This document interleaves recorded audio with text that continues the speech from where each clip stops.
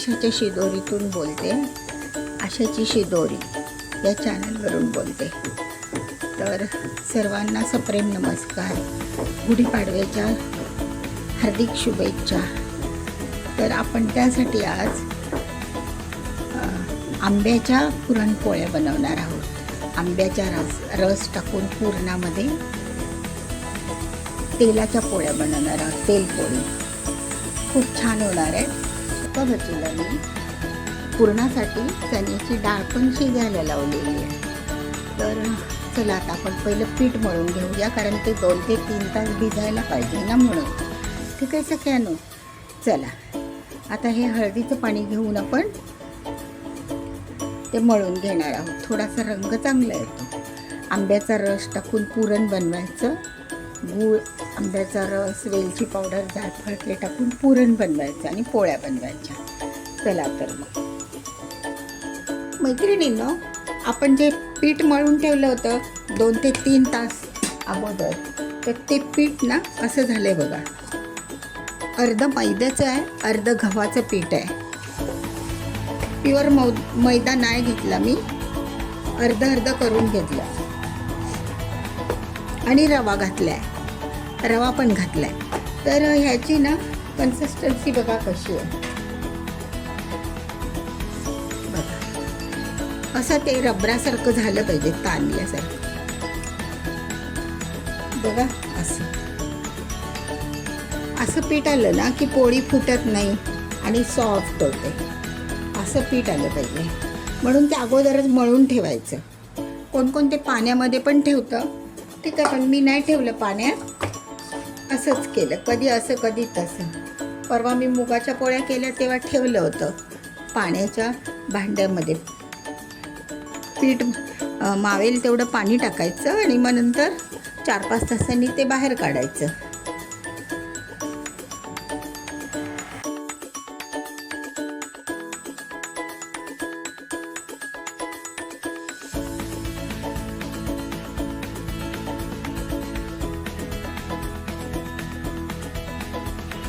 थोडंसं पातळ आहे ते, कारण आपला हा पलिदा पडतो ना, म्हणजे आपलं पुरण परफेक्ट झालेलं नाही असं.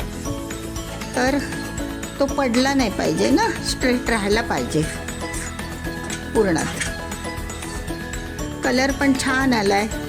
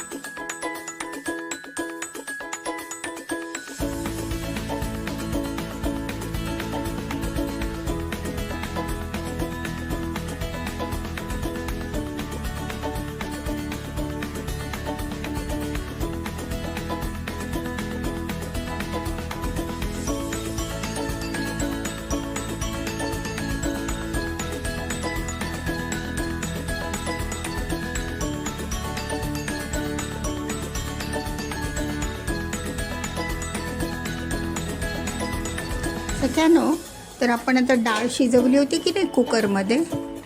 तर आता हे मी पुरण तयार करून घेतले. गूळ घालून ते चटका देऊन ठेवले. नंतर आता आपला हा आमरस जो आहे, आपल्याला आमरसाच्या पोळ्या करायच्यात ना. तर हा आमरस आता आपण बघा, छान आहे, घट्ट आहे ना असा मस्त. आता ह्यामध्ये आपण ह्या आमरसाचा आणि पुरणाचं असं सारण बनवणार आहोत. त्यासाठी मी जाडबुडाचं एक कढई घेतलेली आहे. त्याच्यामध्ये थोडंसं तूप टाकूया. आता आपण तूप टाकूया. भांडं गरम झालं आहे, कढई थोडंसं टाकायचं परतण्यापुरतं, 1 चमचा. कारण आमरस थोडं पाणी असतं ना, मग पोळी पकडली जात नाही, पुरण बाहेर येणार नाही. त्यासाठी आता बघा, आपण हा आमरस ना आता परतून घेऊया.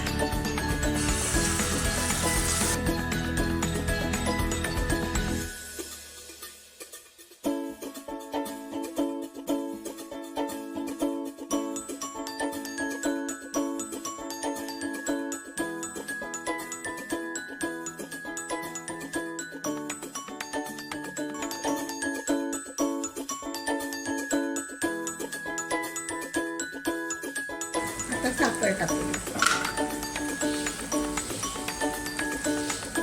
एवढी एवढी तरी लागेल, फिक्का आहे ना थोडा आंबट.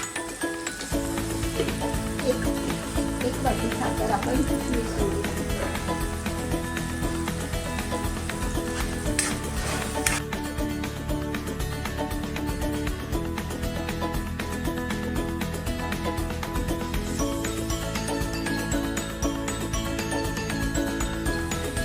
पुरण आणि आमरस मिक्स व्हायला पाहिजे ना छानपैकी, म्हणून.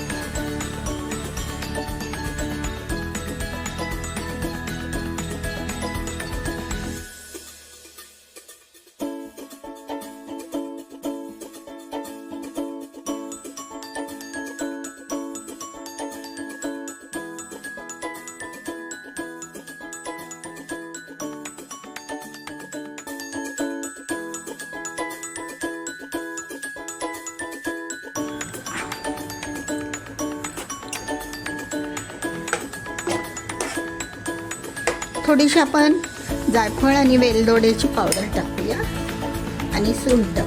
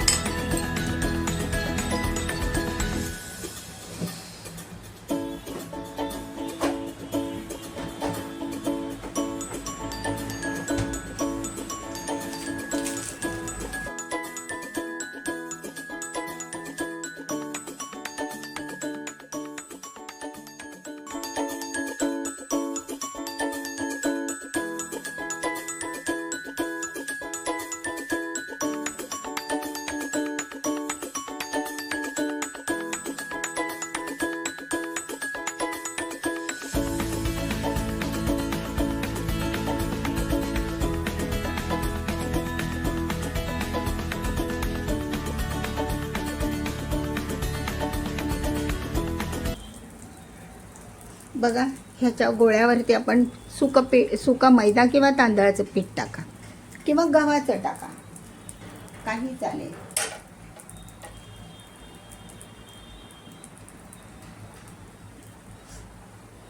आता आपला हा असा गोळा, पुरणाचा आंब्याच्या रसातला गोळा घ्यायचा. तो जरा खाली वर करा आणि भरून घ्या.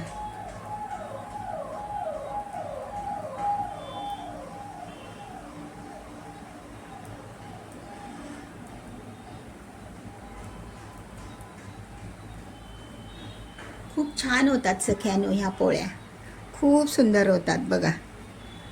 वेगळीच चव असते, त्यातूनच आपला आंबा पण ना त्यामध्ये. त्यामुळे बघा, असा गोळा झाला की नाही,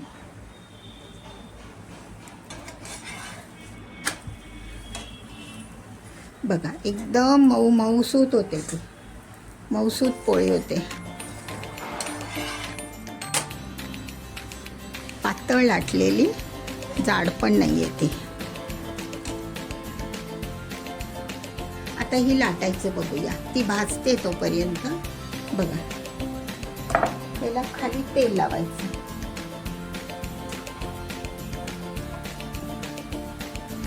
लाटण्याला पण तेल लावायचं. अशा हाताने पसरून घ्यायचे, आपल्या पिठाच्या पोळीसारखीच सेम.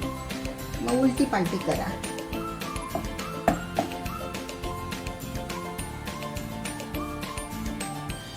केळीचं पान ठेवून लाटलं तरी पण छान होईल.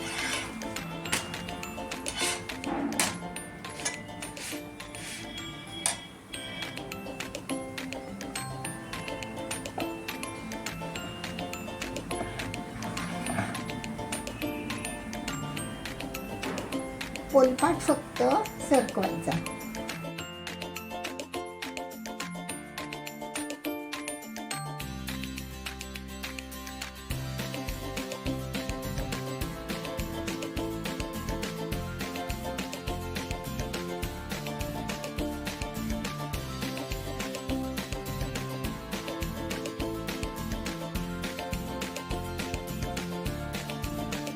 उचलायची कशी बघा, हे असं लाटणं ठेवायचं. लाटणं ठेवलं की त्याचा एक कॉर्नर असा ठेवायचा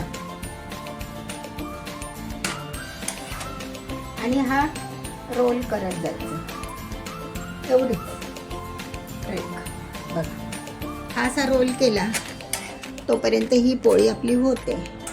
हा रोल केला की तव्यावर तेल टाकायचं, थोडंसं तेल असतंच पोळीला करता. आता बघा हा रोल ना, हा रोलमधलं हे असं तव्यावर सोडायचा कॉर्नर आपण जो लास्टला ठेवलेला, आणि पोळी पुढे पुढे करत सरकवायची अशी.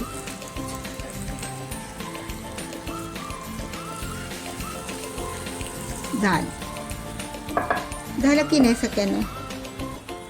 एवढं अवघड नाही आहे, कराच तुम्ही.